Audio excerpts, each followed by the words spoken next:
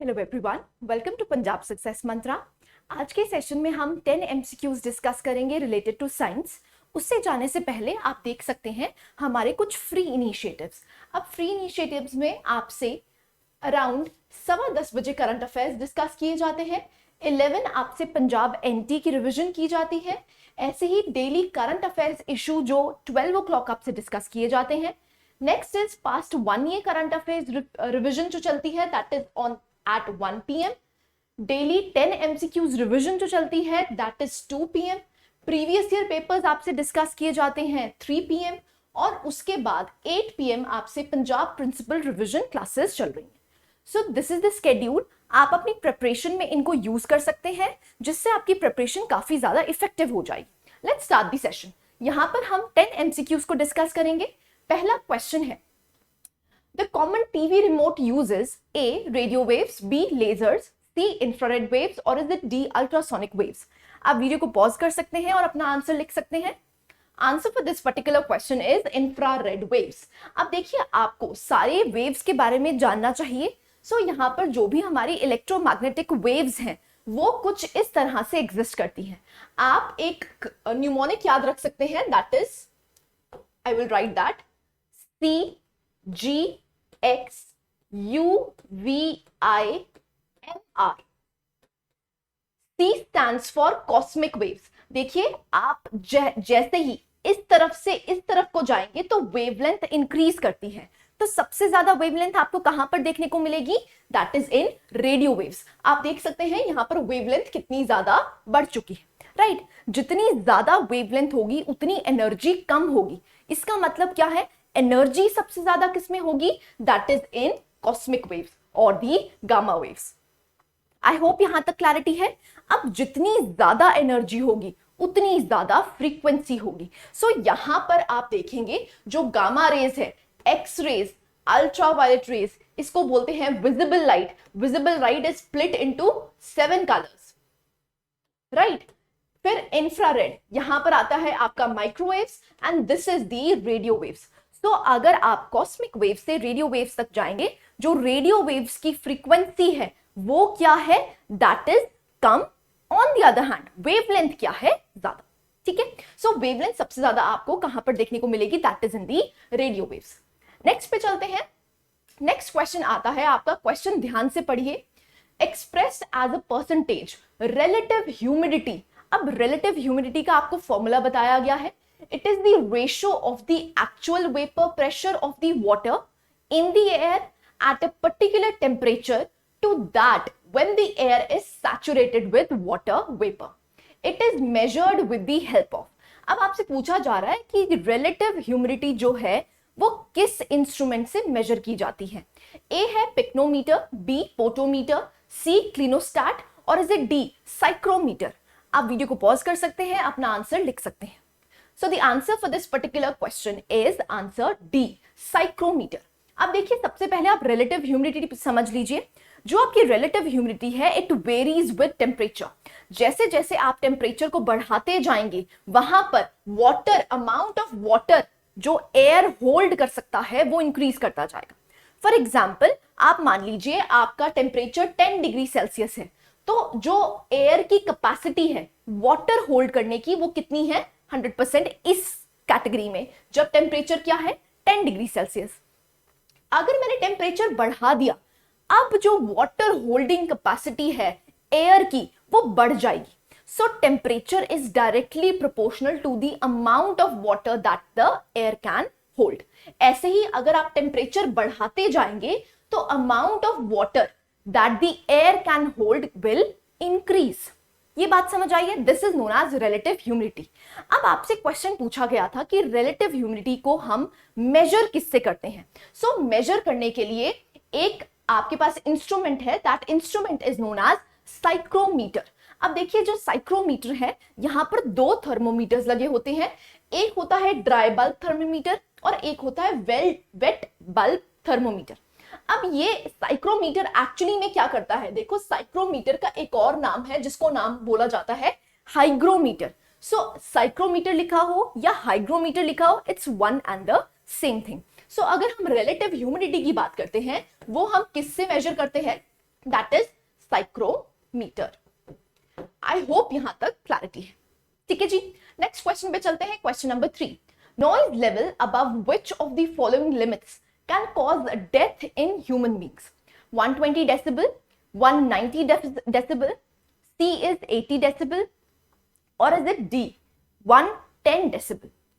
आप वीडियो को पॉज कर सकते हैं, अपना आंसर मार्क कर सकते हैं। Answer for this particular question is B 190 decibel. अब देखिए, Audible range for human years, हम ह्यूमन ईयर्स की बात कर रहे हैं। सो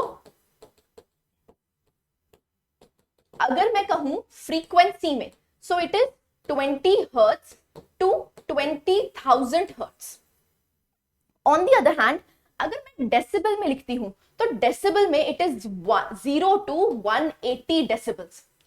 आफ्टर 85 डेसिबल, ऐसा कहा जाता है आफ्टर 85 डेसिबल आपके ह्यूमन ईयर्स को ये डैमेज करेगा, राइट? सो अगर हम कहें audible range for human ears in decibels, it is 0 to 180 decibel.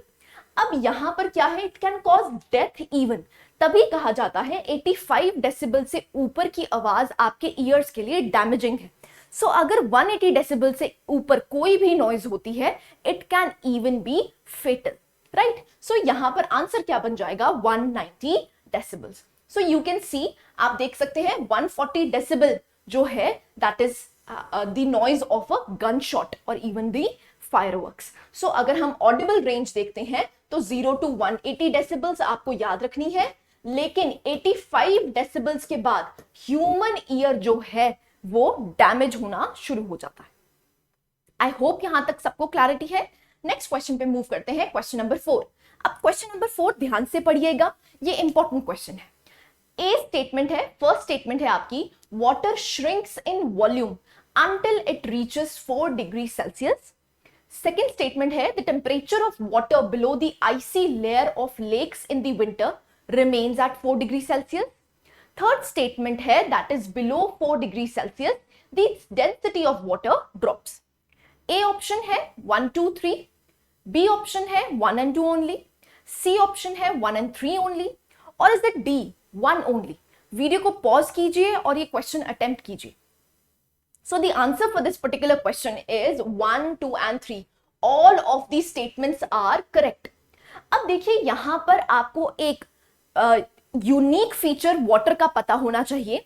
वो यूनिक फीचर क्या है, उसके कुछ फैक्ट्स देख लेते हैं। देखिए, सो 4 डिग्री सेल्सियस को कहा जाता है the temperature at which the liquid water has the highest density. 4 degree के अगर आप ऊपर जाएंगे या 4 डिग्री से नीचे जाएंगे तो आपको जो पानी की डेंसिटी है वो कम दिखेगी। सबसे ज्यादा डेंसिटी आपको कहां पर देखने को मिलेगी, that is at 4 degree Celsius. So चाहे आप ऊपर जाएं चाहे आप नीचे जाएं, वहां पर डेंसिटी आपको डिक्रीज होती हुई दिखेगी। अब ऐसा क्यों है, जब 4 डिग्री सेल्सियस के नीचे जाता है टेम्परेचर, दैट मीन्स आप और ज्यादा कूल कर रहे हैं उसको। वो किस में चेंज होना शुरू हो जाएगा, that is in ice.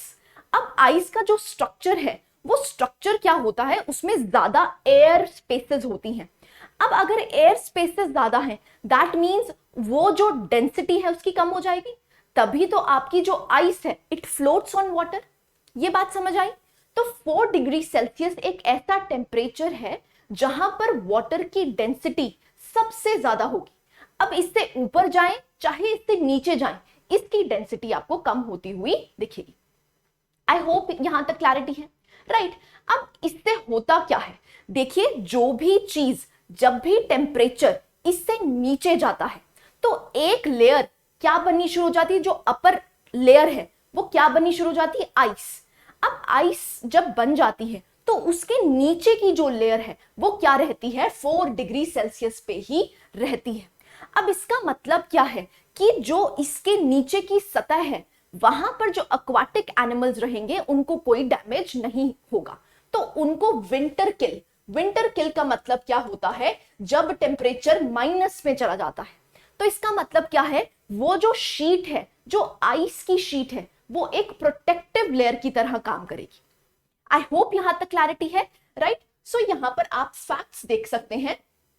So it is a peculiar feature of water that the temperature of the water at the bottom of the lake in the winter is almost always at 4 degree Celsius, जिसकी वजह से जो aquatic animals हैं वो survive कर पाते हैं। क्योंकि नहीं तो क्या होगा, अगर वहां पर माइनस में टेम्परेचर चला जाता है, दैट मीन्स जो aquatic animals हैं, जो aquatic plants हैं, वो डाई आउट कर जाएंगे। अब ये जो लेयर है, क्योंकि ऊपर की लेयर फ्रोजन हो जाती है लेकिन नीचे की लेयर 4 डिग्री सेल्सियस पे रहती है, तो इसी की वजह से जो aquatic इकोसिस्टम है वो आपको सर्वाइव होता हुआ दिखता है इन दी विंटर सीजन। ठीक है जी, आई होप यहां तक क्लैरिटी है। राइट, नेक्स्ट क्वेश्चन पे चलते हैं। Question number 5, which one of the following measures the intensity of the earthquake? A Mercalli scale, B Richter scale, C both A and B, और is it D Stevenson scale? Video को pause कीजिए और अपना answer mark कीजिए। Answer for this particular question is Mercalli scale. अब देखिए, Mercalli scale और Richter scale में सबसे पहले आपको डिफरेंस पता होना चाहिए। अब देखिए, जो रिक्टर स्केल है वो एक्चुअली में क्या डिनोट करता है? मैग्नीट्यूड डिनोट करता है। ऑन द अदर हैंड अगर हम मर्काली स्केल की बात करते हैं, वो क्या डिनोट करता है? इंटेंसिटी डिनोट करता है। इंटेंसिटी का मतलब होता है कितना डैमेज हुआ है due to earthquake. On the other hand अगर हम मैग्नीट्यूड की बात करते हैं तो वहां पर कितनी एनर्जी रिलीज हुई है उसको कहा जाता है the magnitude of the earthquake. So this is quantitative major.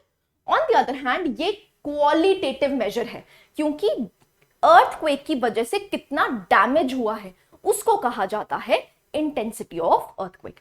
अब इंटेंसिटी को हम मेजर किससे करते हैं? Mercalli scale. On the other hand magnitude को हम मेजर किससे करते हैं? Richter scale. ठीक है जी, आई होप यहां तक क्लैरिटी है। क्वेश्चन नंबर 6 पे चलते हैं। क्वेश्चन नंबर 6 को ध्यान से पढ़िएगा। The mass of a body is different from its weight because A statement 1 is mass is variable quantity whereas weight is constant. Number 2, mass varies very little at different places whereas weight varies a lot. Third statement है mass is constant but weight decreases as the body moves from poles to the equator. Fourth statement है mass is a measure of quantity of matter whereas weight is a force. आपको correct statements बतानी है। A है आपका 1 only, B है 2 and 4 only, C है 3 only, और is it D 3 and 4 only? आप अपनी वीडियो पॉज कीजिए और आंसर मार्क कीजिए। So the answer for this particular question is D, that is third and fourth statement are correct. देखिए, ये क्वेश्चन आपसे डिमांड करता है कि आपको मास और वेट में डिफरेंस पता हो। देखिए, ये एनसीईआरटी में एक्सप्लिसिट क्वेश्चन है, वहां से आपको पढ़ना है। अब मास जो होता है वो हमेशा कांस्टेंट रहता है। देखिए, मास जो है वो आपकी बॉडी का मैटर है, मैटर कभी चेंज नहीं होगा, तो इसीलिए जो मास है वो हमेशा कांस्टेंट रहेगा। अब जहां पर ग्रेविटी ज्यादा है वहां पर भी मास कांस्टेंट रहेगा। अगर आप मून पे भी चले जाते हैं जहां पर ग्रेविटी कम है, वहां पर भी आपका मास जो है वो कांस्टेंट रहेगा। सो इसीलिए मास को कहा जाता है it is a constant value. On the other hand अगर हम वेट की बात करते हैं, weight depends on the force of gravity. जहां पर आपको ग्रेविटी ज्यादा देखने को मिलेगी वहां पर वेट ज्यादा होगा। फॉर एग्जाम्पल, अगर अर्थ पे आपका वेट 60 kg है तो मून पे कहा जाता है कि जो भी ग्रेविटी अर्थ पे एग्जिस्ट करती है, मून पे वो ग्रेविटी 1/6 हो जाती है। इसका मतलब है कि अगर आपका वेट अर्थ पे 60 kg है, मून पे जाके कितना रह जाएगा? 1/6 of 60, that is 10 kg. Right, ऐसे ही अगर आप स्पेस में देखेंगे आपको वेटलेसनेस महसूस होती है।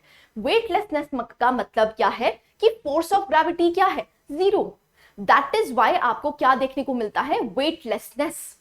आई होप यहां तक क्लैरिटी है। सो मास जो है वो एक कांस्टेंट वैल्यू है, जो वेट है वो डिपेंड करता है on the force of gravity. So आप देख सकते हैं फोर्थ स्टेटमेंट करेक्ट हो गई। अब दूसरी बात बोली जा रही है मास इज कांस्टेंट। आप देखिए, मास इज कांस्टेंट हमें पता है, but weight decreases as the body moves from poles to the equator. अब इस बात को ध्यान से समझ लीजिए। फॉर एग्जाम्पल, मान लीजिए ये आपकी धरती है। अब हमें पता है धरती हमारी पूरी स्फीयर नहीं है, यहां से फ्लैटेंड है। इसका मतलब क्या है? सेंटर से अगर हम इक्वेटर तक का डिस्टेंस देखते हैं वो ज्यादा होगा as compare to the poles. अब आप मान लीजिए ये होता है कि gravity is indirectly proportional to the distance, जितना ज्यादा डिस्टेंस होगा उतनी ग्रेविटी कम होगी।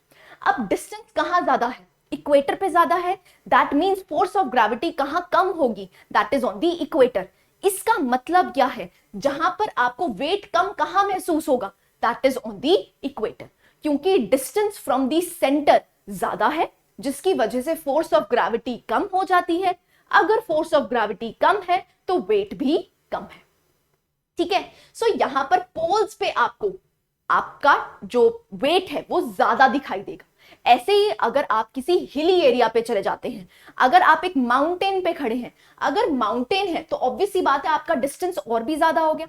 अगर डिस्टेंस और ज्यादा हो गया दैट मींस आपको वेट कम दिखाई देगा, क्योंकि जितना ज्यादा डिस्टेंस है उतना वेट कम है।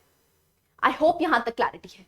अब आप देख सकते हैं मास और वेट में आपको डिफरेंस बताया गया है। जो मास है, it is mass of any object is the amount of matter that an object possesses, and weight of the object is the force acted upon that due to gravity. Right? ऐसे ही आप देख सकते हैं जो इक्वेटर है, equator पे distance ज्यादा है as compare to the poles, so इसीलिए आपको वेट ज्यादा कहां दिखाई देगा? That is on the poles. You can read this. ठीक है, the person at the equator will weigh less because it is farther from the center of the earth. Right? Next question चलते हैं, question number 7. Question number 7 है, which one of the following is used as a propellant for cryogenic engine? A है liquid helium, B है liquid nitrogen, C है liquid hydrogen and liquid oxygen, और is it D liquid methane? आप video को pause कीजिए और अपना answer mark कीजिए। Answer for this particular question is C, liquid hydrogen and liquid oxygen. अब देखिए जो क्रायोजेनिक इंजन्स होते हैं उसमें किया क्या जाता है। अब आपको पता है ऑक्सीजन और हाइड्रोजन क्या है? गैसेस हैं। अब ये अगर गैसेस हैं, इसको मुझे लिक्विफाई करना है। इसका मतलब क्या है? मुझे प्रेशर एक्सर्ट करना पड़ेगा एट वेरी लो टेम्परेचर्स, जिससे मैं क्या कर सकूं? गैस को लिक्विड में चेंज कर सकूं।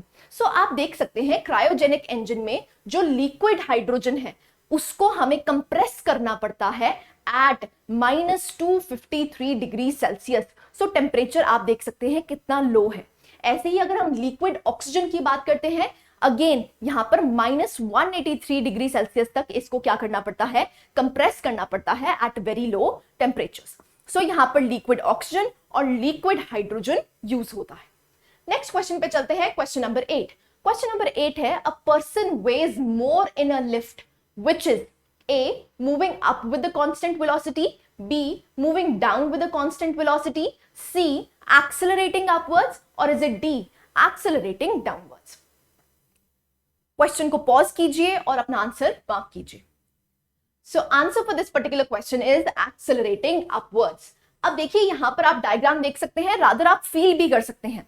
जब आपकी लिफ्ट ऊपर से नीचे आ रही है मतलब एक्सेलरेटिंग डाउनवर्ड्स, सो जो आपका वेट है आपको कम दिखाई देगा। ऑन द अदर हैंड अगर आपकी लिफ्ट एक्सेलरेटिंग अपवर्ड्स है आपको भारी महसूस होगा। इसका मतलब क्या है? आपका वेट बढ़ गया है। सो आपको याद रखना है जब भी आपकी lift it is accelerating upwards, so आपको वेट ज्यादा महसूस होगा। ठीक है जी, नेक्स्ट क्वेश्चन पे चलते हैं, question number 9। Hygeia, Juno, Ceres, Pallas and Vesta are the examples of which of the following? A, meteors, B, asteroids, C, comets, or is it D, satellites of Jupiter? Video को pause कीजिए और अपना answer mark कीजिए। So the answer for this particular question is these are asteroids. अब देखिए आप सब में डिफरेंसेस समझ लीजिए। कॉमेट्स क्या होते हैं, एस्टेरॉइड्स क्या होते हैं, मिटियोर्स क्या होते हैं, उसके बीच में हम डिफरेंस देख लेते हैं। देखिए जो कॉमेट है वो क्या है? It is a chunk of icy material. Number 1 आपको सबसे पहले डिफरेंस ये पता होना चाहिए। ऑन द अदर हैंड अगर हम एस्टेरॉइड की बात करते हैं, it is a piece of rock that is orbiting around the sun. Generally आपको मार्स और जुपिटर के बीच की जो लाइन है वहां पर आपको एस्टेरॉइड्स देखने को मिलेंगे। अब ये क्या है? ये रॉक के पीसेस है। राइट। ऐसे ही अगर हम मिटियोरॉइड की बात करते हैं, ये बड़ा है किससे? डस्ट ऑफ ग्रेन से, लेकिन छोटा है किससे? एस्टेरॉइड से। सो बीच का पार्टिकल है, राइट। सो ये जब आपको स्पेस में दिखाई देता है और ये क्या करता है, ये धरती पे आने की कोशिश करता है, तो अगर तो ये बर्न कर जाता है अर्थ के एटमॉस्फेयर में, जैसे ही एंटर करेगा इसको एयर फ्रिक्शन मिलेगी, तभी आपको स्ट्रीक ऑफ लाइट दिखती है, उसको कहते हैं meteor. That streak of light is known as meteor. अगर वो पास करके हमारे अर्थ के एटमॉस्फेयर से पास करके धरती पे गिर जाता है, उसको कहा जाता है मिटियोराइट। टीई है पीछे, ठीक है। सो यहां पर क्या है, if a meteor doesn't entirely burn up and a piece of the space debris or the space rock lands on the earth, it is known as meteorite. I hope आपको क्लैरिटी है। सो आप देख सकते हैं ये 4 लार्जेस्ट एस्टेरॉइड्स हैं। पहला है सीरीज, फिर है Vesta, next is Pallas and last one is Hygiea. So इसीलिए आपसे ये क्वेश्चन पूछा गया है, right. Next question, last question of the day, that is question number 10. One finds it more difficult to walk on ice than on concrete roads because A. Ice is soft and spongy whereas concrete is hard. B. The friction between the ice and the feet is less than that between the concrete and the feet. C. There is more friction on the ice than on concrete. D. None of the above. Video को pause कीजिए और अपना answer mark कीजिए। So the answer for this particular question is that the friction between the ice and the feet is lesser as compared to that in the concrete. देखिए जो भी smooth surfaces होते हैं वहां पर फ्रिक्शन कम होती है, तो जितना स्मूथ सरफेस होगा उतनी फ्रिक्शन कम होगी। अगर फ्रिक्शन कम है तो हम एक्चुअली में वॉक अच्छे से नहीं कर पाएंगे, राइट। सो आप फ्रिक्शन को देख सकते हैं। फ्रिक्शन क्या है? It is a force that pushes against any force. अगर आपकी मोशन राइट साइड है तो फ्रिक्शन आपको कहां पर दिखाई देगी? That is on the left side. इनको कहा जाता है कॉन्टैक्ट फोर्सेस। कॉन्टैक्ट फोर्सेस का मतलब होता है जब तक कॉन्टैक्ट नहीं होगा तब तक आपको फ्रिक्शन फील नहीं होगी। दो सर्फेसेस के कॉन्टैक्ट में होना जरूरी है, राइट। एडवांटेजेस डिसएडवांटेजेस देख सकते हैं, इस पे भी एक्सप्लिसिट क्वेश्चन बन सकता है। देखिए एडवांटेजेस क्या है? हम लिख पा रहे हैं, क्यों लिख पा रहे हैं? क्योंकि फ्रिक्शन है। हम चल पा रहे हैं, क्यों चल पा रहे हैं? क्योंकि फ्रिक्शन है। सो ये सारे एडवांटेजेस हैं। अगर हम डिसएडवांटेजेस की बात करते हैं तो यहां पर लॉस ऑफ एनर्जी होता है, वियर एंड टियर होता है। तो फ्रिक्शन की एडवांटेजेस भी हैं, डिसएडवांटेजेस भी हैं, दोनों आपको पता होनी चाहिए, right. So these were 10 questions. आप देख सकते हैं हमारे कुछ फ्री इनिशिएटिव्स और कुछ पेड इनिशिएटिव्स जो आपकी प्रिपरेशन को बहुत अच्छा कर सकते हैं। So this was all about this session. I hope you like the lecture. Thank you very much.